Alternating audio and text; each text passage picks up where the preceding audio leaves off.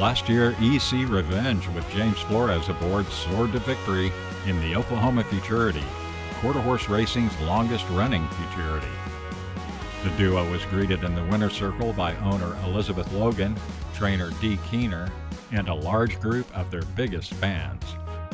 Unfortunately, this year, due to the COVID-19 situation, attendance in the winner's circle will be limited to a small handful of people, but the 73rd running of the race will happen this Saturday night, March 21st at Remington Park in Oklahoma City.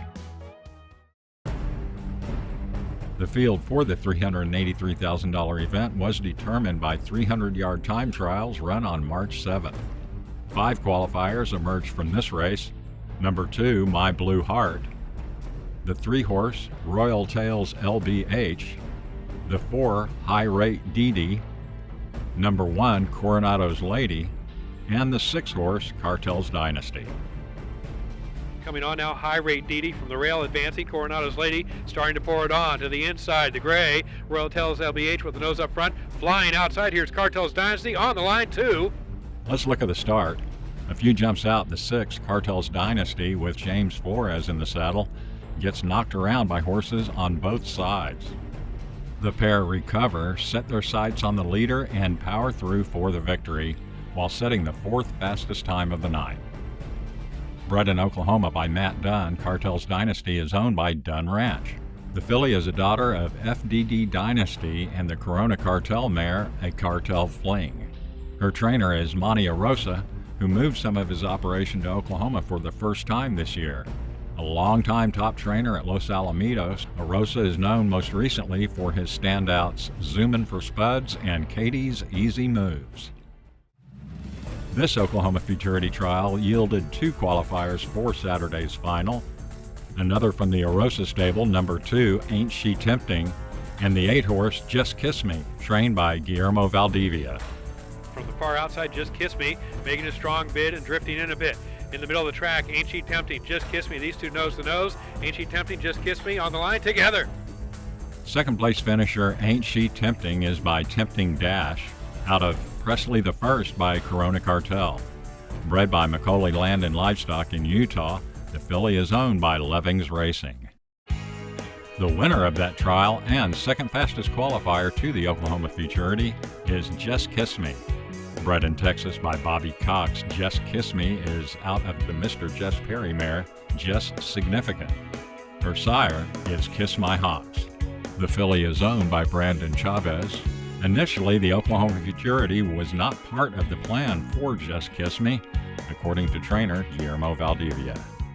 Our deal was that we was going to use runner and the heritage and go to the ruidoso stuff. Well, the owner, Mr. Chavez, came from Colorado and saw the filly work in December. So we started working, man, after what she left the gate grade. And we came up with the bright idea to pay this filly late in the Oklahoma. And it did pay off, because, she ran a good race. She broke good and has a lot of power to finish.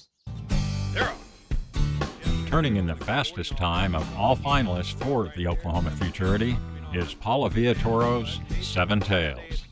7 Tails has the advantage on the inside. Outside Republican, it will be 7 Tails easily here, clear by about a length and a half. The gelded son of Wagon Tails and LA 777 by No Secrets Here. 7 Tails was bred in Texas by J. Bar 7 Ranch. He's trained by Mary Meza, who's always been impressed with the 2-year-old's intellect.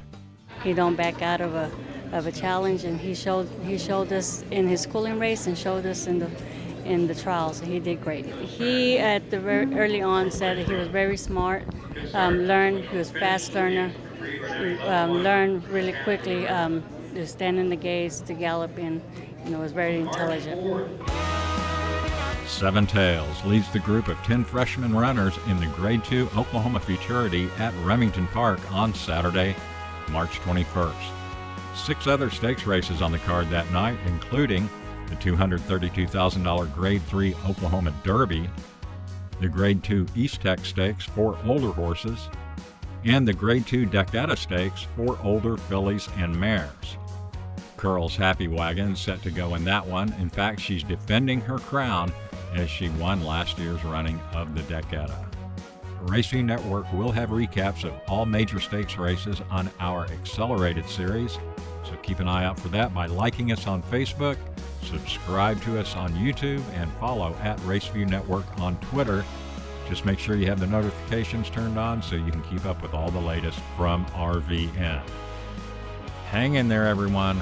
I'm Keith Stallbories for Raceview Network.